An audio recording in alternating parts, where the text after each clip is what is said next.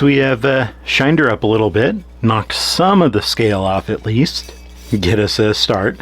Try to not completely wear out my belt super quick. But yeah, it's a nice, awkward mess.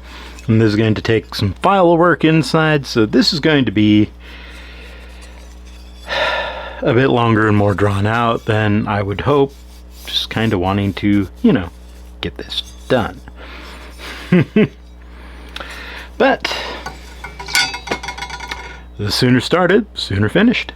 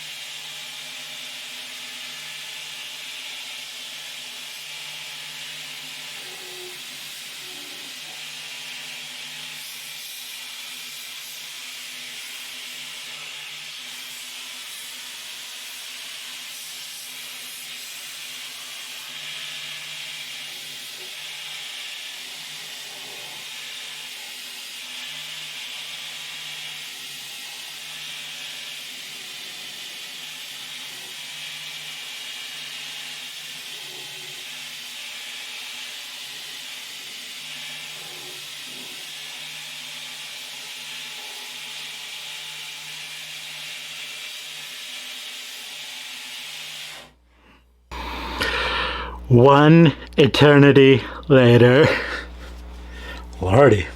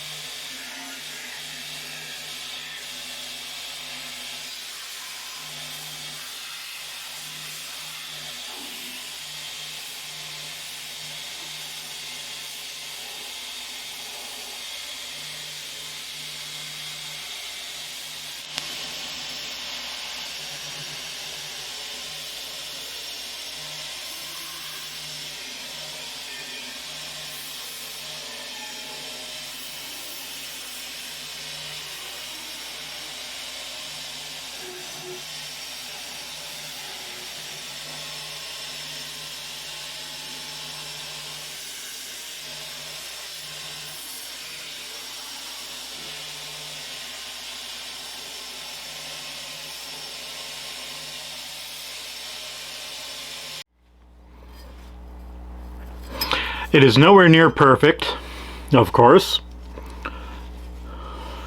Still about the ugliest thing I've seen, but I don't know. Could be worse. Could be like it was. So, part of me is feeling like I should have put a little more bend into the handle for it. I mean, I guess I still could. There's nothing saying I couldn't go out and, you know, hit her again. But for now, I'm going to do a little filing there and cut a slot or two into here. So, see you at the vise. I'm not sure how much I'm going to do here just because this looks like a real pain in the butt for very little value. But we'll see what we can do.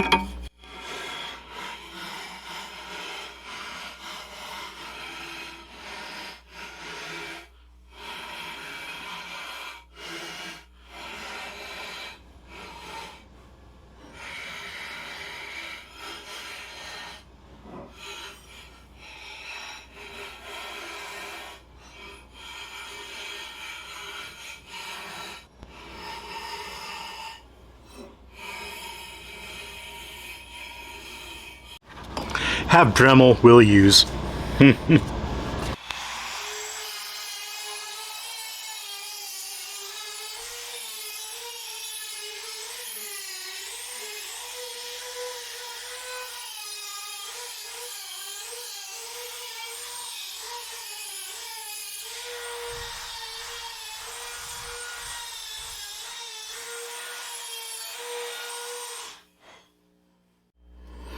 It sure is not pretty. I would have a lot more work to do to get it there. Far more than I have any interest whatsoever in doing.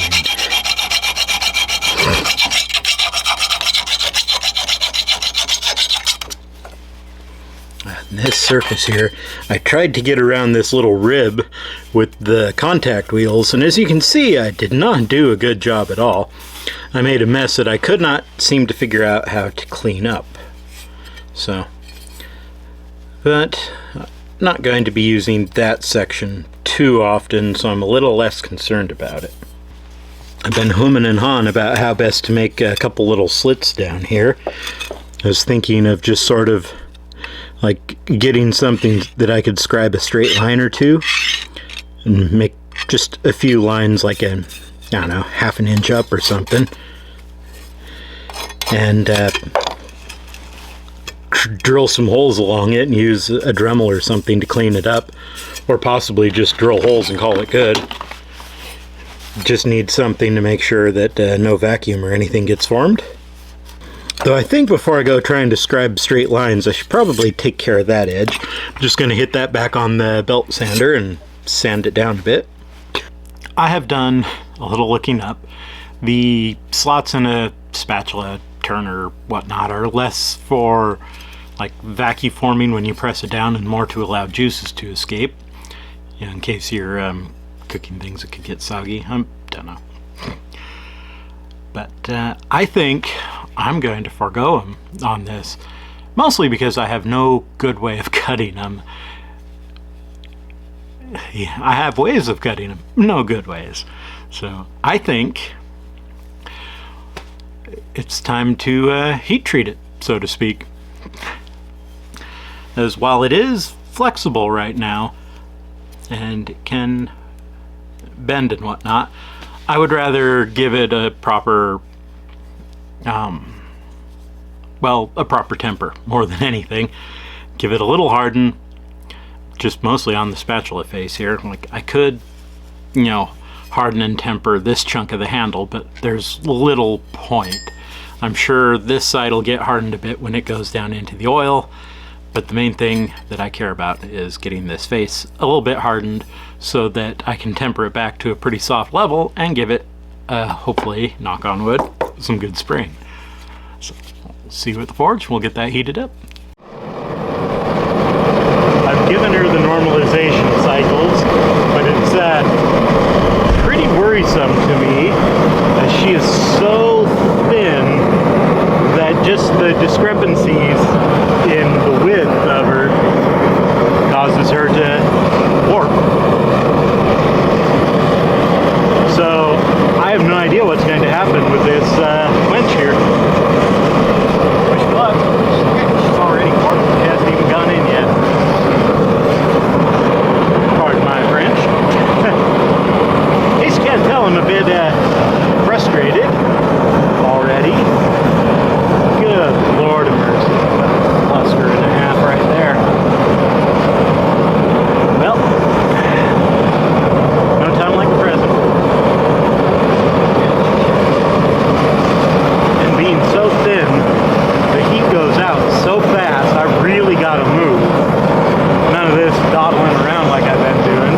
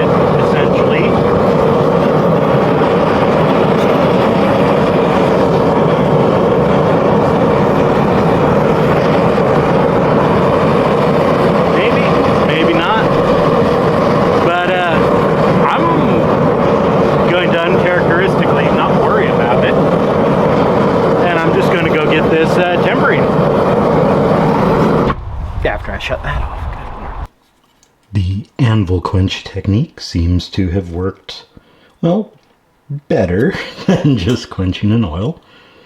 I have scrubbed the oil off of it, and now we're getting ready to put it into a nice hot 500-degree oven to give it a nice spring temper. I'm beginning to understand why most people make their spatulas out of mild steel and then don't worry about the tempering part.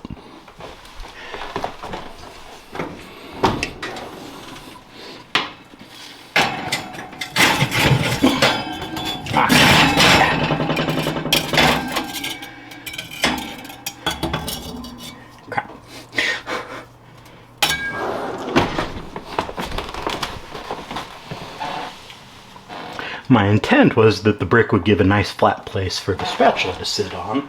However, that doesn't seem to be working. It certainly just won't hurt, just letting all the heat out.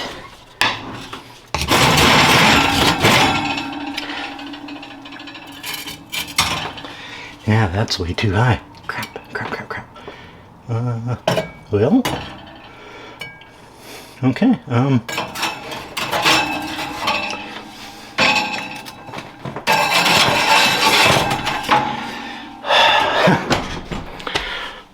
more than one way to skin a cat. Hopefully that works. And we'll give that a little time to bake up nicely. See what we get at the end of it all. Well, our spatula has come out of the oven now. It is surprisingly a lot darker than I expected.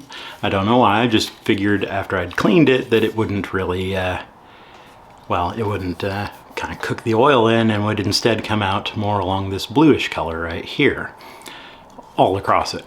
But it didn't, though that blue color is a good sign, though it's on the mild steel parts. I don't know if it really matters that much. But proof is in the pudding, and we're pretty flexible, and it springs back. Now the bulk of the flex is kind of right there in the middle, as up here between the ridge that comes down, having a heck of a time keeping this in shot, the ridge that comes down from the handle part means that this first chunk is very, very stiff. So it really doesn't bend up until the end, but when you're trying to scoop underneath an egg or something, you really don't need it to be bending back there. It can just bend near the front. However, the very front is still a little stiff, but strangely enough, all of the sides, well, not all of the sides, but the sides on that front half, where they're very thin, have wobbled. There's quite a wave going down the end of each side. Oh yeah, it almost looks like a pixelation in an old video game there, huh? Where do we go from here? Well, I'm going to try to take my little stripper, little rotary stripper, paint stripper there, and knock off some of the scale if I can, to try to polish that up, get a start there.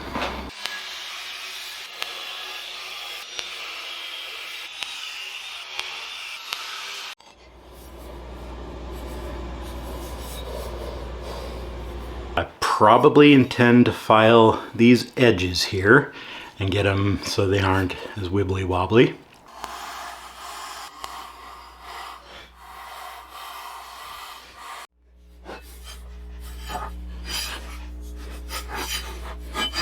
I might touch up the handle on the belt sander. It's actually pretty nice and smooth and feels pretty good right now, but I think I'd prefer it if it was a little prettier.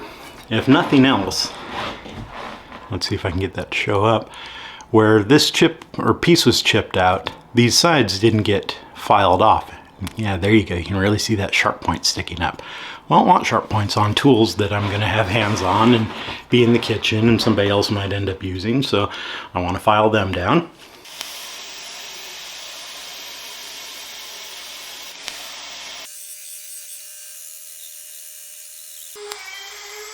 And the part I'm really not looking forward to, I intend to painstakingly sand the final finish into the spatula face, because I do not trust myself to take it to the belt sander without overheating it and messing up the temper. That's the part that has kept me from getting this done already.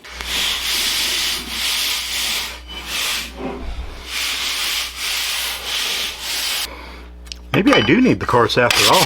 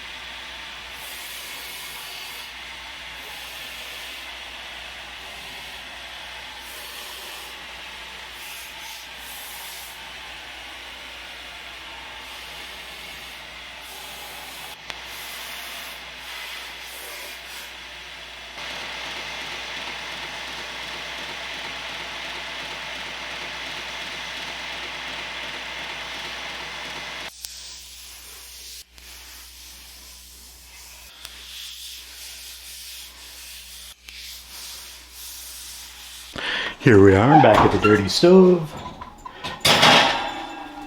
Whoop.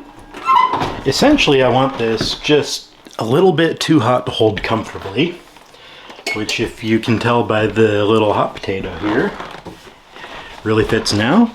I have a little mineral oil on a paper towel, nothing too fancy here, but I need something food safe. A lot of people say just use a vegetable, tried to pronounce that, very weird, vegetable or an olive oil especially. But the nice thing about kind of mineral oil is it'll work with whatever. And, you know, if you're making a knife, for example, it'll soak well into the blade, it'll soak well into the wood of the grip. You know, you don't have to worry so much about it. And really, in large quantities, it's cheaper than olive oil. So that's nice to me. I'm still a penny pincher at heart. Yeah, just get it nice and shiny. So here we are. We're all oily. I'll probably continue wandering by and rubbing it down with the cloth, giving the oil that's on it a bit of a buff and getting a little bit more on it and wiping some of the excess off over the course of the evening as it cools off. But for now, that's about that. Much like showing the mushroom knife in action slicing mushrooms, I figure show our spatula in action flipping eggs. Now, that was not a good crack. There we go. In full disclosure, I have used it already to loosen up a Dutch baby that stuck to a insufficiently buttered section. Also, apparently I did not let my pan get fully up to temp. Oh, that'll be a good test. A little pepper, pepper, pepper.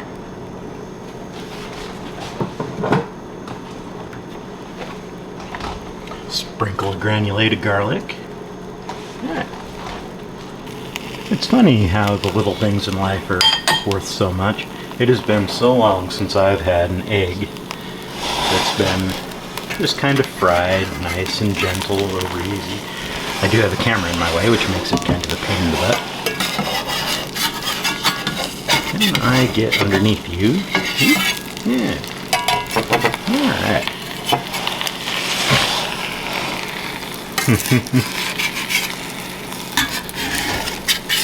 A little more flexibility would certainly be nice.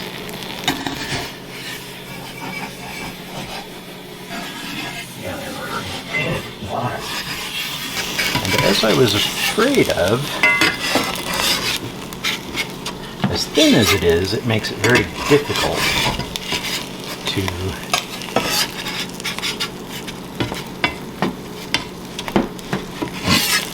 get underneath.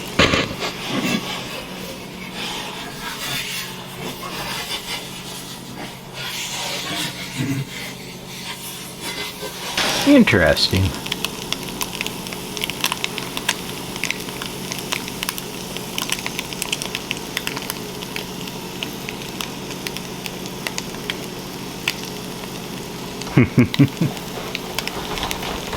Somewhere. There we go.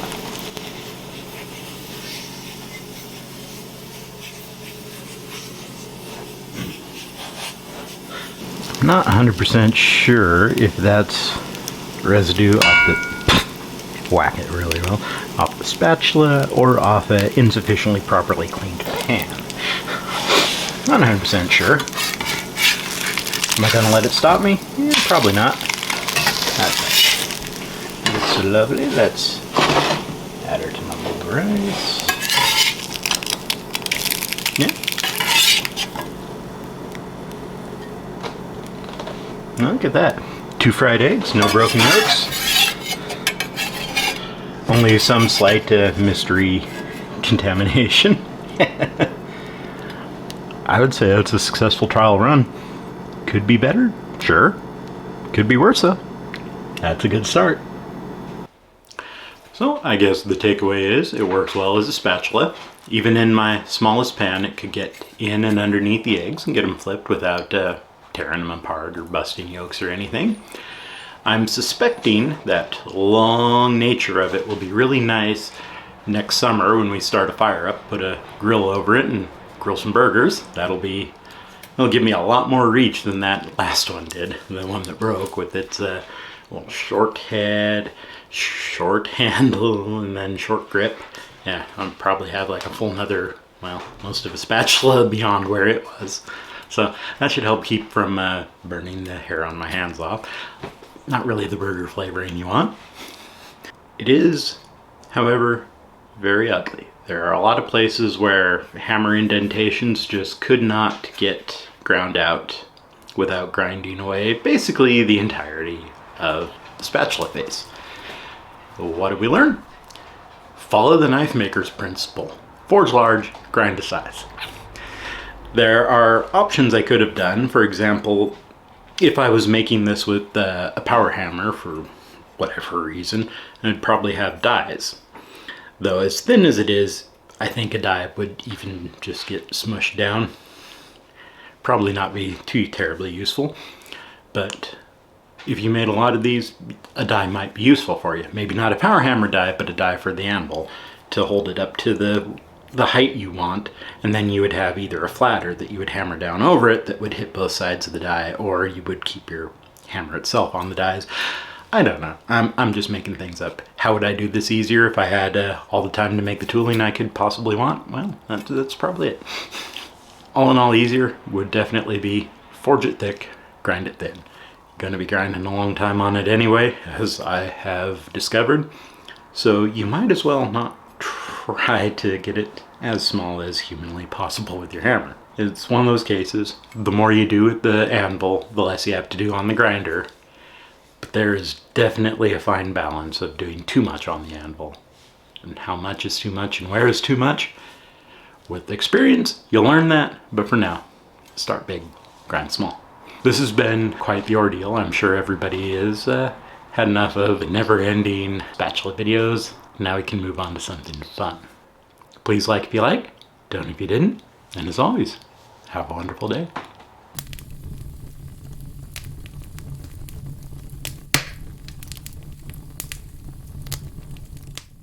Forge large, grind to size. Grind to size, grind it to size.